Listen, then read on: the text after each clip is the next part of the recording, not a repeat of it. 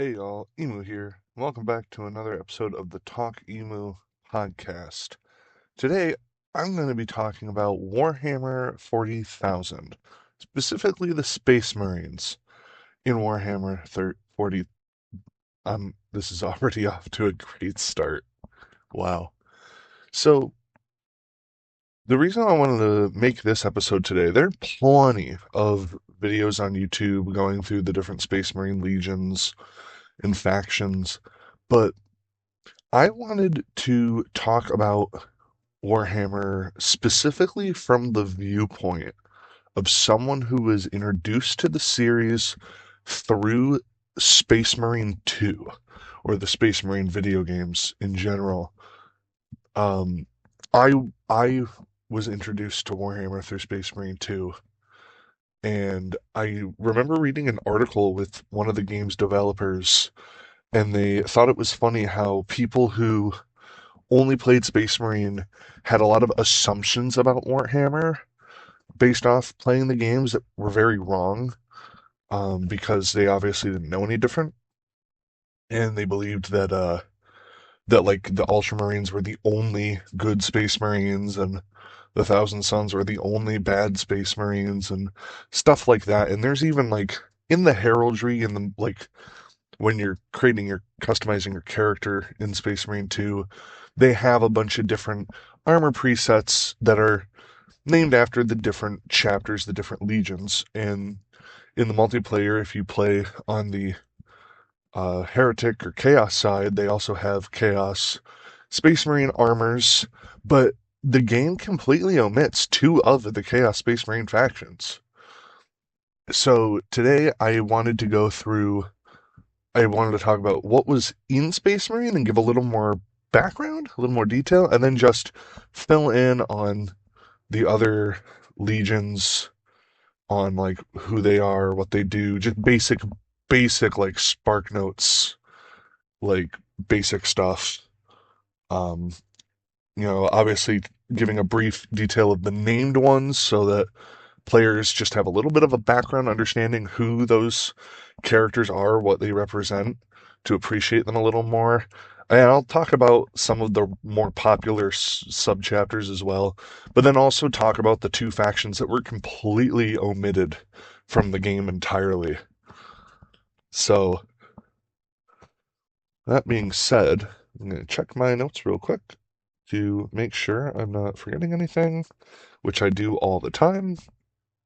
All right, so I guess we'll start with the big boys in blue themselves, the Ultramarines. So, for the people that don't know, in Space Marine, you play as a specific faction within the Space Marines, the Ultramarines, the 13th Legion. Now, they are the biggest legion, the most well known, both in universe and in real life. Obviously, anytime you see Space Marines in like material on covers, if you buy a box of Space Marine figurines to paint, they are always default blue on the package. Titus, the main character of Space Marines, probably he's the most famous character in Warhammer, and probably he's kind of like the main character at this point to a degree, at least in the multimedia side of things. Um, but he's an Ultramarine. The Ultramarines are like the main Space Marines, and they are they are led by Rabute Gilliman of Macrog. Now, Gilliman is not in the Space Marine video games. His name is mentioned, but Gilliman is the he is one of two Primarchs currently in the story that are in the 41st millennia for the Loyalist side. He leads the Empire right now. Um, if you're coming in from just the Space Marine games, you've heard of the Emperor. You hear people speak of the Emperor. The Emperor at this point in the lore is basically just a husk being kept alive to power like the Empire. Basically, he's basically comatose living generator that gets fed souls to continue to be a generator. And Gilliman is actually the guy running things. So every Space Marine has an organ in them called a gene seed that gives them all the genetic makeup and traits of their leader, of their Primarch, essentially making them their father. In Space Marine, the Chaos Wizards refer to your team as the Sons of Gilliman, and they are genetically, because of this implantation, they are the sons of Rabuta Gilliman.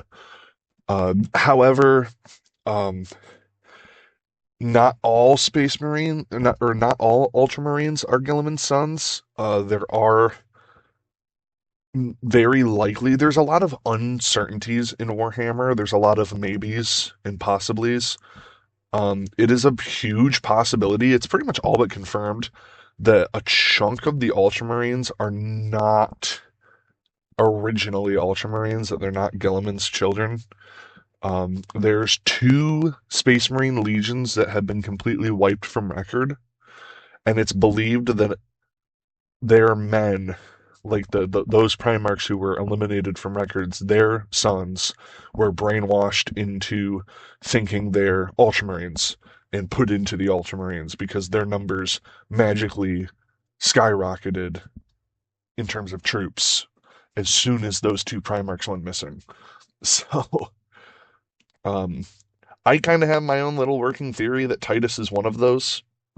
Um, but we don't have to get into that. I could spend forever speculating. That's the great thing about Warhammer is you can just speculate for hours and years. So, uh, what sets the Ultramarines apart from everyone else, honestly, is kind of the fact that they're standard.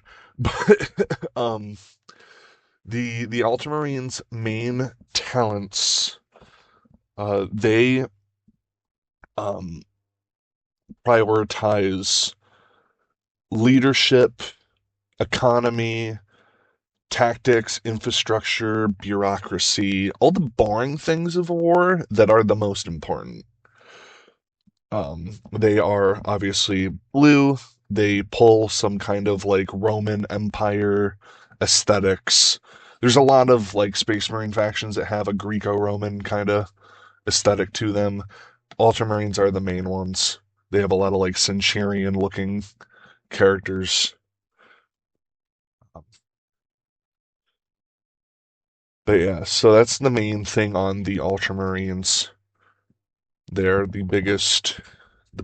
most popular, the most known. So then the only other Space Marines that are actually actively in the campaigns of the Space Marine games, not counting like the heraldry, like all the customization multiplayer stuff, in the first game, you find the Blood Ravens. And the Blood Ravens were made up for video games. They're not actually in like the main lore. However, the Blood Ravens are identified by their dark red and black and cream decals, their dark red main color. Um, Blood Ravens are, it is completely unknown where they come from. They are, a majority of them are librarians, which is a type of psyker. Psykers are basically space wizards in 40K. And um, as soon as the uh, the recruits are implanted with the Blood Raven genetic material, they like become psykers. So they could possibly be of Magnus's seed, or they could be one of the two Forgotten Legions if one of them was a powerful psyker. We don't really know. But that's pretty much their whole thing. They're basically, their shtick is that they are shrouded in mystery and that they are psykers. Uh, Also, in Space Marine 2, you start off as a Death Watch.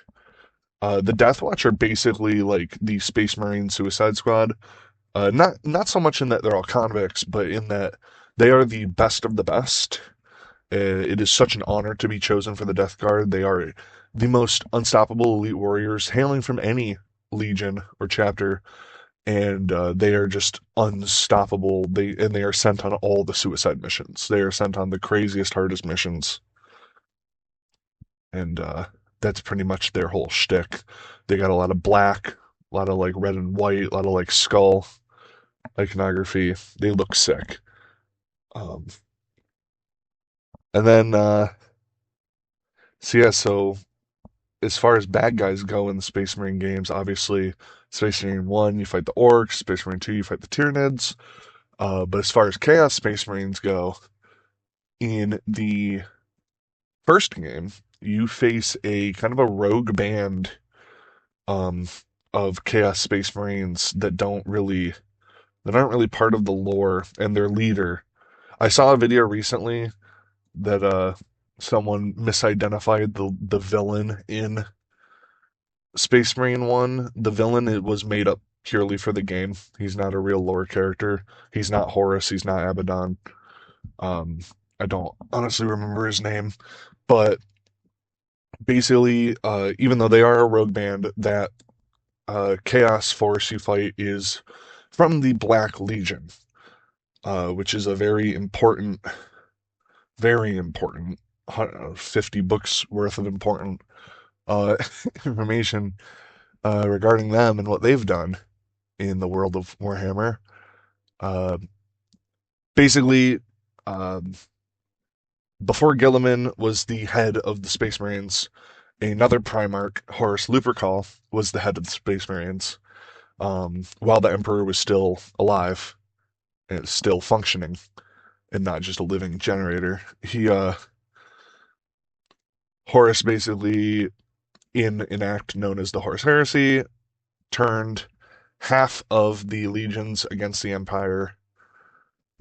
He was annihilated from all existence, and his legion rebranded. They were called the Luna Wolves.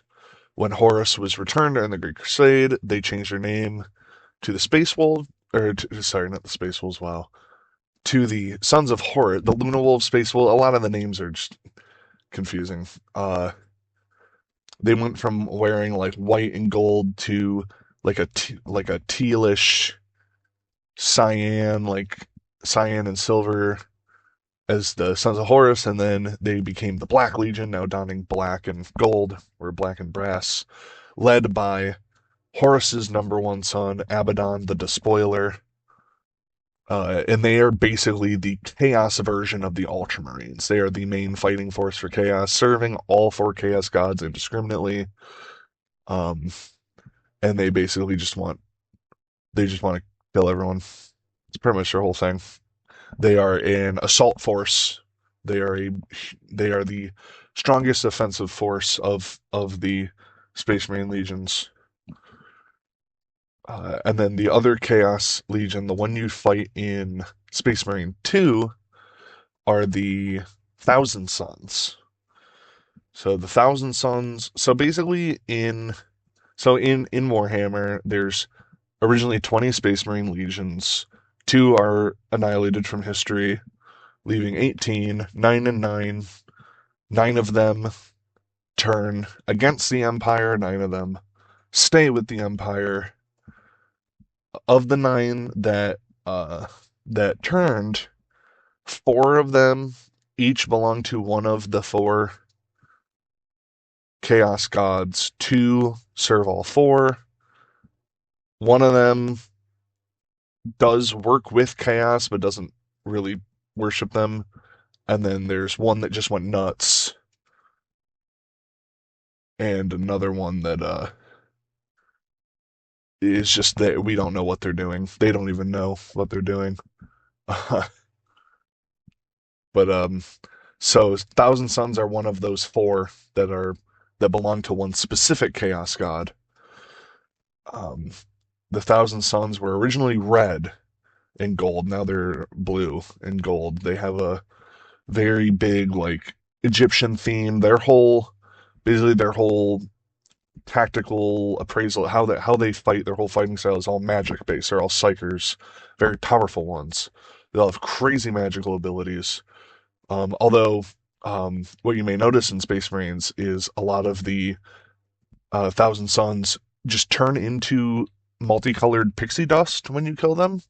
That is because a lot of them, their bodies were completely annihilated, and their armor is just puppeteered by magic.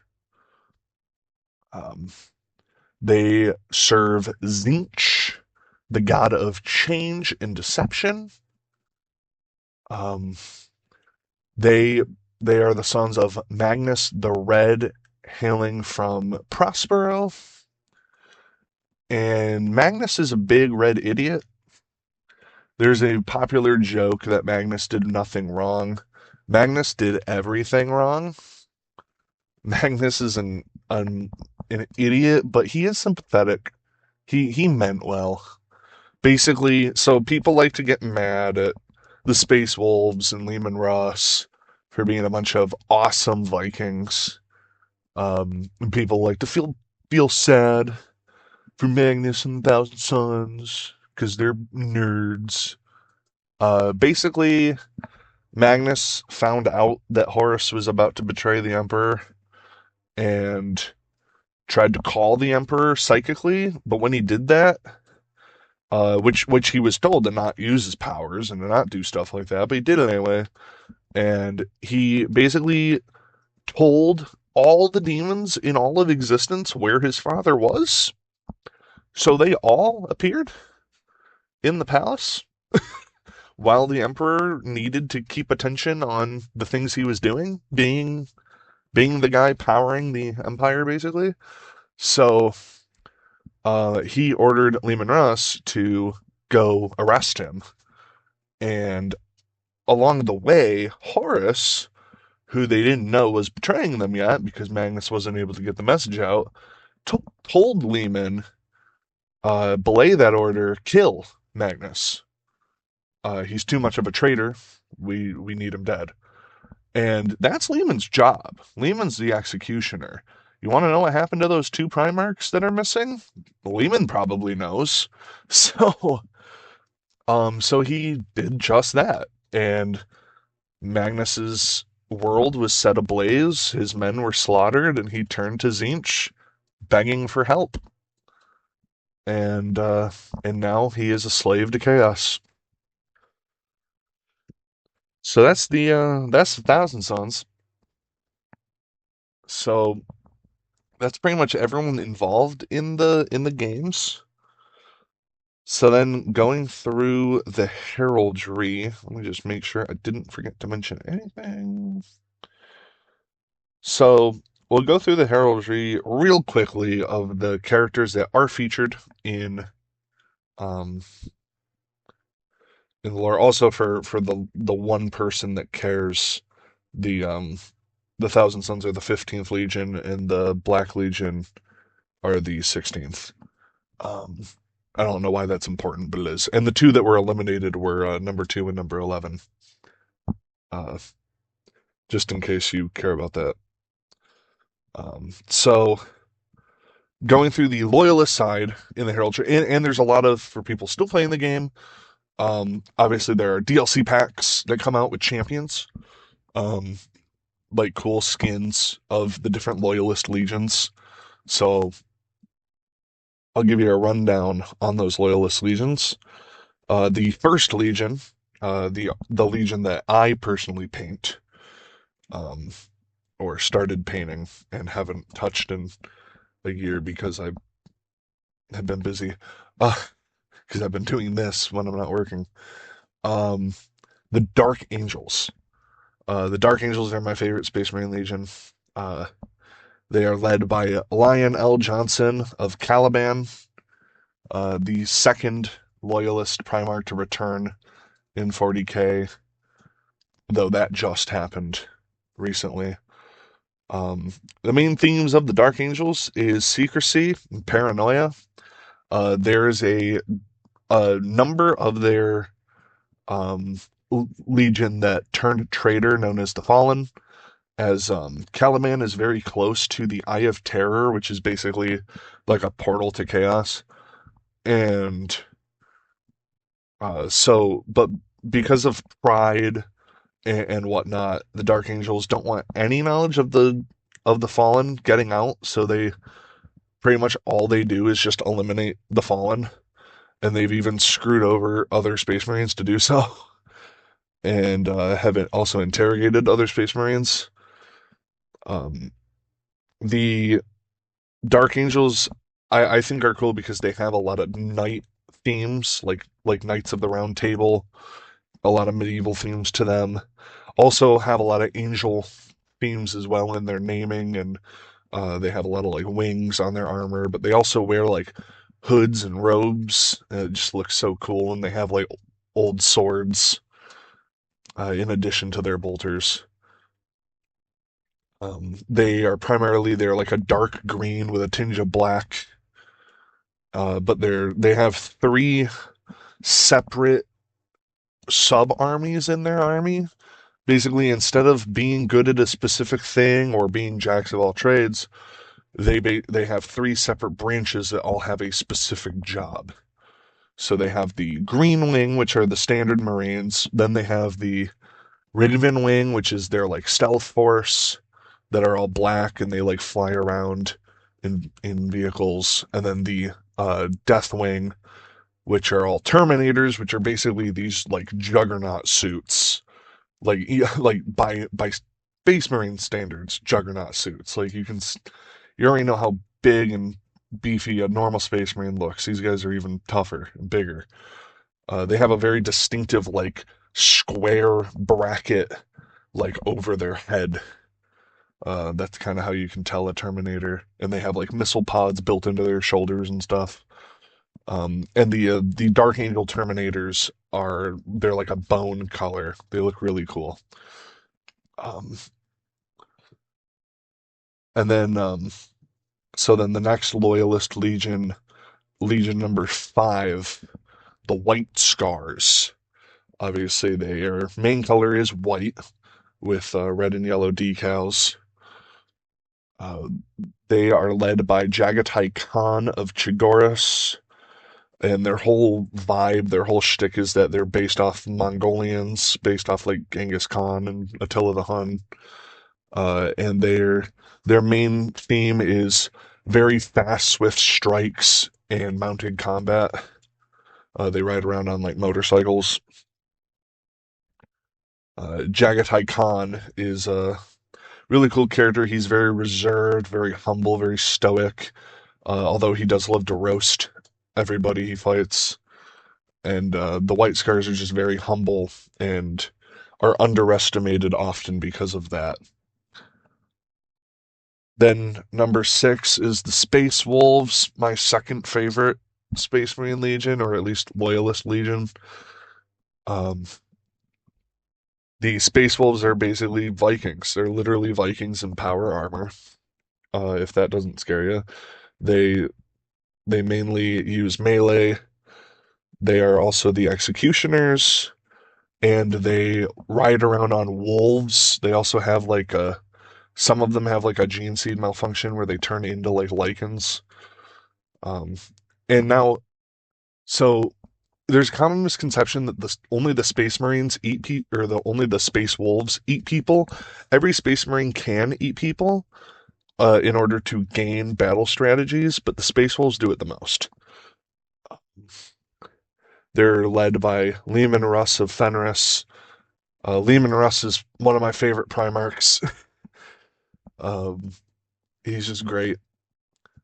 Um, my favorite story of Leman Russ is basically when he was flying towards Horus's ship, and he knew he wasn't strong enough to defeat Horus, so he decided to just crash his spaceship into Horus's ship, then just run through the ship, killing everything along his way, running up to Horus, stabbing him with his spear, and then running away. The most Viking thing ever. Um, yeah, they are distinguished by their bluish gray like bluish silver look with their red and yellow decals. Number 7 is the Imperial Fists. I think they probably have some like the most successor chapters, or at least some of the most famous ones. The Imperial Fists, led by Rogel Dorn of Inwit, relocated to a ship known as the Phalanx. Um, they also kind of have a Greco-Roman kind of look to them. They're very big on like duty and service. Their main uh, combat strategy is defense and fortification. They are immovable objects. They are the greatest at defense. They wear yellow with red decals. Then number 9 is the Blood Angels. In Space Marine 2, there's a place you go to in one of the missions where you actually find like a when you're going to find like the tech priest guy, you find like a Blood Angels like cathedral or temple, and there is a giant statue of their Primarch, Sanguinius. Sanguinius of Baal. Sanguinius was the most beloved of the Primarchs. The fans like to refer to him as like Space Jesus. He had long flowing blonde hair, angel wings. He was the most loved, kindest of all the Primarchs. Well, I don't know if he was as kind as Vulcan, but he was very nice and everyone loved him, and that's why he was killed, to be made of an example of by Horus. And now his blood is carried in giant chalices onto the battlefield, and it gives his sons psychic abilities. The Blood Angels are vampires, literally. They have a gene seed malfunction that gives them the red thirst, which makes them drink blood. And after the death of Sanguinius, so all Space Marines are psychically linked to their Primarch. So when their Primarch dies, they go nuts, which is actually kind of how you can tell whether or not a Primarch's just missing or dead, is by the mental states of their Marines. But the Blood Angels deteriorated further. They now have something called the Black Rage, where they basically just go into a crazy psycho PTSD berserker mode, and they just see Horus everywhere and just want to murder. Um, the Blood Angels also have a very like kind of Catholic inspired look to them. They mainly wear red with black decals. They have some troops that are black with red decals, and their officers wear yellow helmets. I also didn't mention the Ultramarine officers wear red helmets, but you knew that from the game. The Blood Angels mostly operate as shock troops. Um, then the number 10 is the Iron Hands. They're another legion that went mad after their Primarch died. Um, the black or the Iron Hands are very close in relation to like the cult Mechanicus. They're like the Space Marine version of the Mechanicus. They um they were led by Ferrus Manus and Medusa. Their whole thing is technology and cybernetics. They use a lot of mechs and electrical weapons. They have a lot of like cybernetic limbs and body parts and extra like servo arms. Um, they they were like a really solid, like they're a defensive force, um, brutal, cunning warriors. Ferrus Manus was a blacksmith and a genius. He was murdered by his favorite brother, his best friend, who we'll get to later. And the Iron Warrior, the Iron Hands, there's so many similar names. The Iron Hands basically went doubled down into their love of machines, and went even more crazy over it after Ferrus died, believing that the flesh is weak and corruptible, and that they have to turn themselves into machines to be pure. And they're all their armor is just pure black. The then the 18th Legion is the Salamanders. the largest physically of all the Space Marines.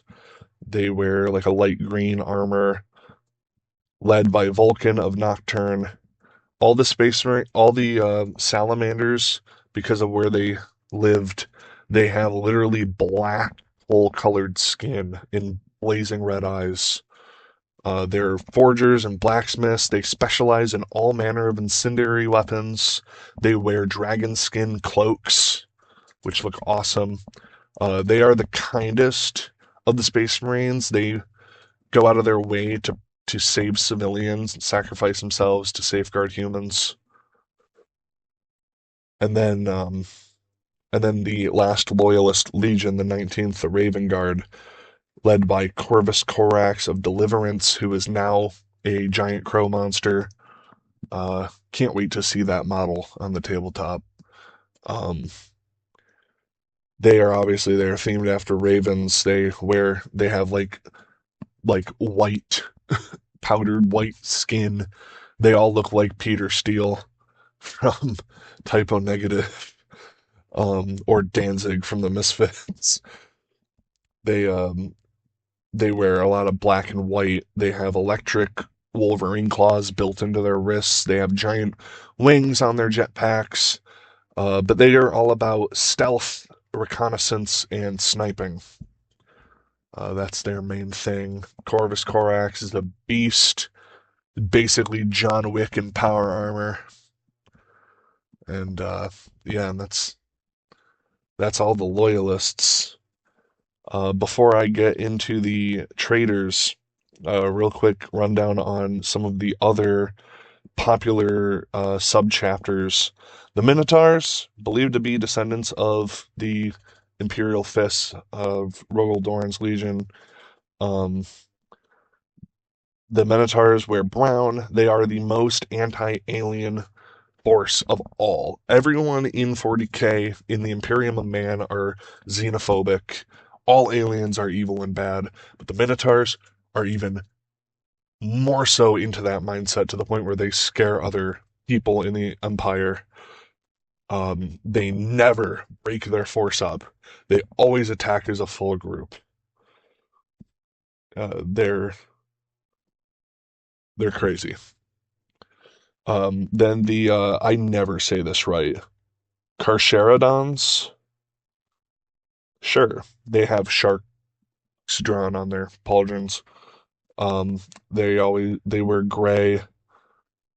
They are believed to be descendant of the Raven Guard of Corvus Corax's.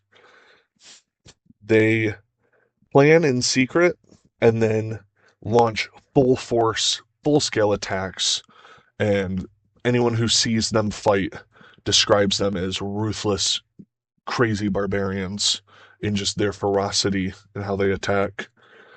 And then there's the Exorcist, which is a personal favorite of mine. They wear all orange.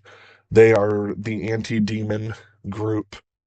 And their initiation involves self-exorcism, which is so cool. It's kind of similar to the Grey Knights. Um, Basically, there's three other types of Space Marine that aren't Space Marines. There's the Grey Knights, who were Space Marines of different chapters, although I think the original guy was from the Death Guard. And they basically went through a change that they have part of the Emperor's DNA in them, added to them. But their process is even more painful and risky of death than going through the normal Space Marine process.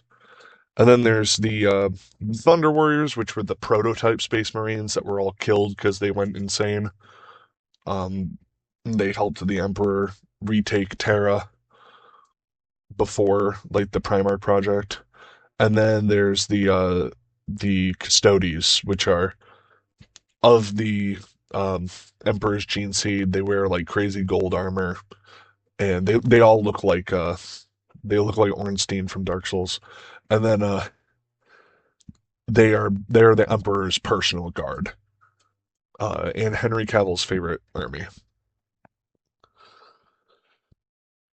And oh yeah, and then there's the Black Templars, the largest chapter outside of the main legions, the most popular. They got their own champion DLC in Space Marine 2. They are a direct chapter of the Imperial Fists. Um, they wear black, like black and white checkered armor with a lot of crosses. They are Knight Templars essentially, and their whole thing is just going on crusades. So that's all the loyalists. So I'll now jump over to um, the traders. The first trader legion is one of the two that are completely absent in Space Marine 2. The Emperor's Children, the third legion, led by Fulgrim of Chemos. Their theme, they are all about perfection and excellence and artistry. They're very regal. Um, it's believed, not confirmed, but believed that their original intention were to kind of act as like dignitaries and like honor guards.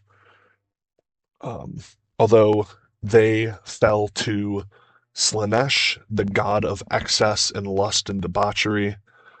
Um, Fulgrim is the one who killed Ferrus Manus after being possessed by a sword imbued with Slanesh, or Slanesh's power. Fulgrim has now transformed into a big snake monster, and they now fight a lot with sonic weaponry. They even have weaponized electric guitars. I just picture being Acadian, standing on a hill at the foot of a hill, and just over the peak, you just hear Motley Crue blaring like at deafening sounds, and then you just see these pink space marines with electric guitars sprinting at you full force. That's how I picture the Emperor's Children. But yes, they wear a pinkish purple armor with gold. I saw a video.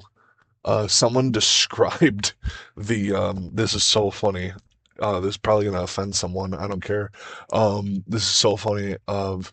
Someone described the Emperor's Children as being also their battle cry is still for the Emperor, which is hilarious, being that they're traitors. They're just trolls. Uh, Someone described them as Japan.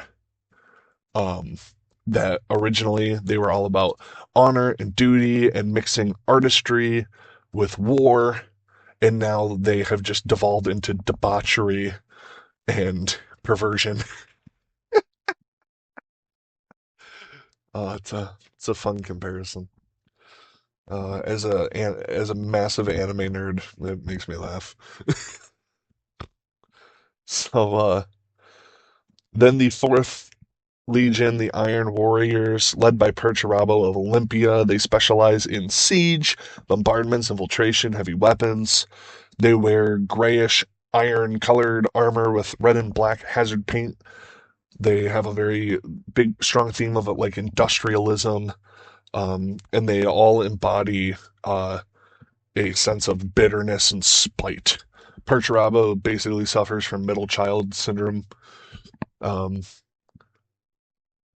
Basically, they don't serve chaos because they want to.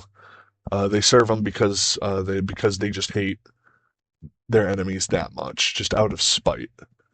Basically, it boiled down to just Perturabo just wanted to fight Rogel Dorn and just jumped in whichever army was against him. Um, then the Night Lords, the eighth chapter or eighth legion, they were pretty much evil before chaos had anything to do with it. They don't need chaos to be evil.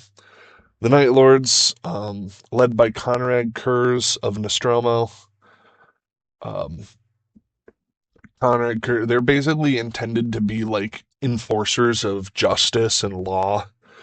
But Conrad Kurz had a very warped sense of justice, believing that the only way to make people comply was through fear. So they'd basically just like broadcast videos of torturing people to scare people into obeying.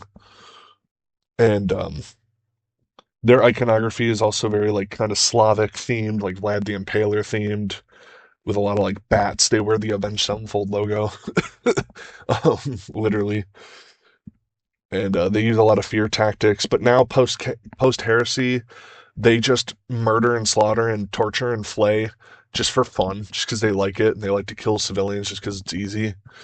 They're scum. They're ruthless. The Space Marine Legion was repopulated by the worst criminals and gangsters, um, committing crimes as young as like 12 years old, because the world they lived on was just so terrible. They they don dark blue with like red and brown decals. Conrad Kurz has this cool like double knife weapon in his wrist. I think a few of them do. Um, then the 12th Legion is the World Eaters, led by Angron and Nuceria.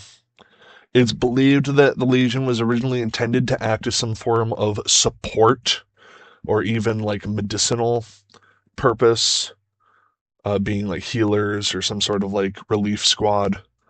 But um, Angron had these things called butcher's nails shoved into his brain that forced him to feel anger, or else he would suffer terrible pain.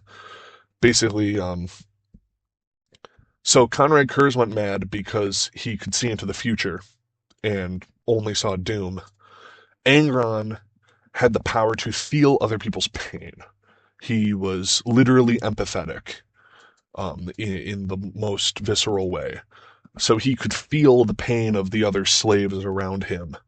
So when he forced to fight as a gladiator, because of that, he was given the butcher's nails, and then his Space Marines wanted to be like him and did the same, and they all devolved into anger and chaos and joined Khorne, unknowingly. Khorne is the god of slaughter and bloodshed and war. And now their armor was a very sterile, like white and blue. Now it is red, blood red, and they collect skulls. Um, then the 14th are the Death Guard. The Death Guard, led by Mortarion Barbaros. They were hazard troops. They were very resilient, tanky fighters. Um, they had like a pale white and green, very dingy look to them, very heavy duty. Um, but there was some trickery and buffoonery afoot, and Mortarion got bamboozled right under his own nose, and they fell to Nurgle, the god of rot, and now they are rot. They were the hazard troops, now they are the hazard. Um, then uh, we already went over 15 and 16. 17, this is the other Legion that is not in the game at all. The Word Bearers. My least favorite, but the most important to the story. The Word Bearers are led by Lorgar Aurelian of Colchis. They are zealots. They're evangelists. They are religious fanatics. They have like scripture tattooed on them and etched into their armor.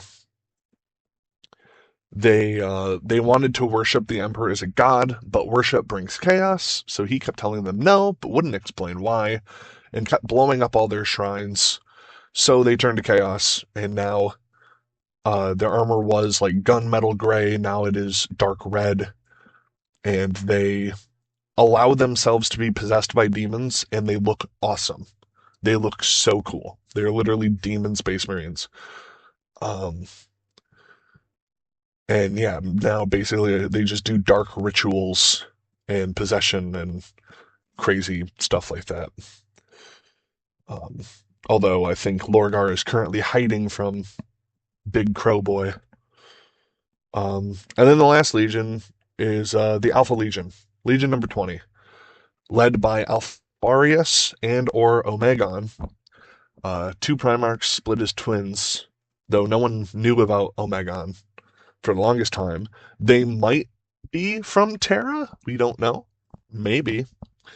Um, they're big. They have a big Greek look to them, and they resemble like the Hydra. They're all about the Hydra and like replacing one fallen soldier with two kind of thing. They are a legion, literally, like in that there's just so many of them and you don't even realize it.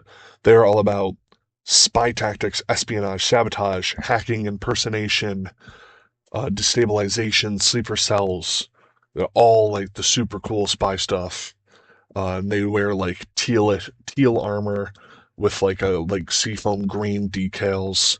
And post chaos, their armor like looks like scales, which is really cool. And the crazy thing about the Alpha Legion is no one knows what they're doing or why they're doing it, and even they don't know. Um, they are literally chaotic in the sense of like no one knows what's going on. Alpharius or Omegon might be dead. They might not be. They might be good. They might be bad. They're playing both sides, it seems. Alpharius claims that he's doing this for the greater good. I believe there's a book somewhere where Alpharius met some sort of like presence or being that told him that basically the world's gonna suck no matter who wins between Chaos and the Empire, and that he's basically just doing what he can to get the best outcome. Um, Dorn killed one of them. It's possible that he killed a random space marine because they all look like Alpharius and claim to be Alpharius, though not anymore. Um, all the Chaos Legions went into the Eye of Terror for the last 10,000 years. They did not, so they're very out of the loop. They don't even know why they're bad. And yeah, it's believed that they could also be perpetuals, or I think that's what they're called. Basically, they just don't die. Vulcan is one of those. The Emperor is one of those, I think. And I think his sidekick guy was too. Forget his name. It's right on the tip. Malik uh, Malik something Malkador. Yep, that's his name. But although Malkador got eviscerated, he got horsed. And but yeah, so that's yeah, that's that. That's all the Space Marines, and that's what you missed out on if you've only played the video games. Obviously, that's only 1% of all the lore, if even, maybe half a percent. And yeah, there's also way other factions out there besides just the orcs and Tyranids. There's also the Eldari, which are elves. There's also Dark Eldari or Drakari. Um, though they're not drow, just to clear that out. They are literally like evil elves that they're like they fell to debauchery and they're what caused Slaanesh to be created. Um, then there's was it Volpan? Is that what they're called? They're like space dwarves. There's the Tau, which are basically like the Covenant from Halo, kind of, but not religious. They're communists, I think. I think that's the joke. Um, they have like a lot of advanced tech, and they like assimilate a lot of other alien races into their group.